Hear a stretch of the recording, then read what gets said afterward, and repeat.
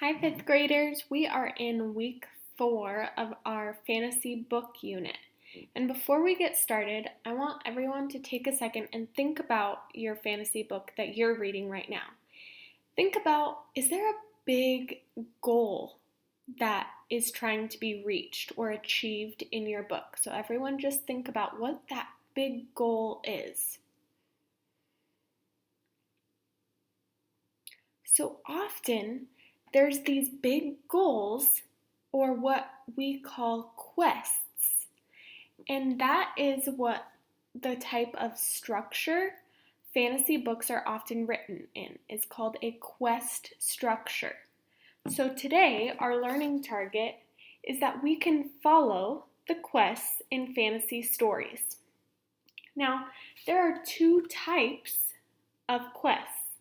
There's external quests, and that's kind of what I was talking about. Like, there's a big goal that is trying to be reached by the end of your story. But along the way, usually there's smaller obstacles that they have to overcome within the whole story before they reach that big goal. So here's the big goal, but along the way, there's a bunch of little goals that they have to overcome. Then there's also what we call an internal quest. And this is often something that the characters have to battle within themselves. So it might be something that they think or that they're feeling in their heart. It could be like a trait, and this is something that they battle with and it gets in their way and becomes an obstacle. So we can follow these quests throughout our fantasy novels with our main characters. And I'm going to show you what this might look like when you do it on your own with your own fantasy story. So we're going to talk about Rowan of Rin that we've been reading in our read aloud. So I've already mapped out the quests happening within Rowan of Rin. So we have our external quest to save the village. It seems like there's this quest that Rowan knows that he has to help save this village because they started out with the story where their water source was running low and the Bookshaw didn't have anything to drink out of. So that was like the main problem that they faced in the beginning of the story. And along the way, there's been all these little bumps or obstacles in the road as they try to reach this quest of saving the village and getting that water source back. So first there was no water, then they had to go visit Sheba, and remember Rowan was really nervous about that, and she seemed like a really scary person. Then while he was there, he got hit with a stick, and so he got that big gash in his head. Then they went to go get answers from Sheba about traveling up the mountain, but she didn't really give them any answers, so that was another problem that they faced, or an obstacle. And then all of a sudden he realized that this stick was actually a map. But the problem was nobody else could read it but Rowan. And when it was in his hands, then he was the one who could read the map and share it with others. So he became really valuable. And then he had this obstacle where he had to decide that he was actually going to go on the journey up to the mountain with the rest of the characters.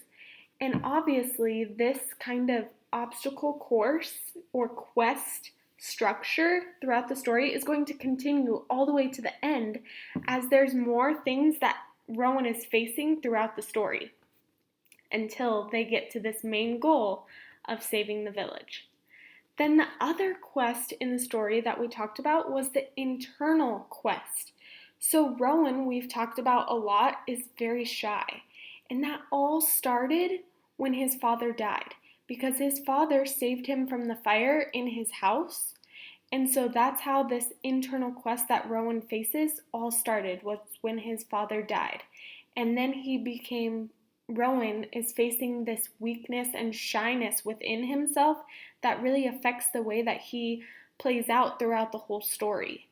And often other characters in the story are comparing him to his father and kind of looking down upon Rowan and his abilities within the story and being able to be strong like the rest of the villagers.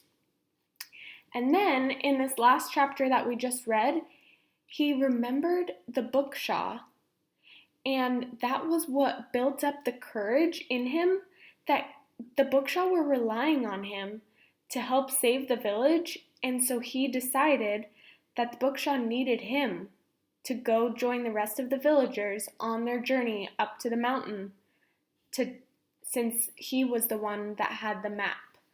So Rowan's internal quest, and I've mapped it here, and I left space because I think as they go up the mountain, there's going to be more of a journey and more of a quest structure that we can continue to fill in. So this week, as you read your own fantasy stories, I want you to map just like this. And you might only have an external quest or a goal that your character is trying to reach, or there might be an internal quest as well. So you can choose either one or both and map those little things along the way, the obstacles that are getting in the way of your character. And we can check in with you to see how you're following your own quests in the fantasy books that you're reading and how that quest structure is helping you understand your story a little bit better. So I look forward to checking in with you on Teams this week. Have a good one, guys.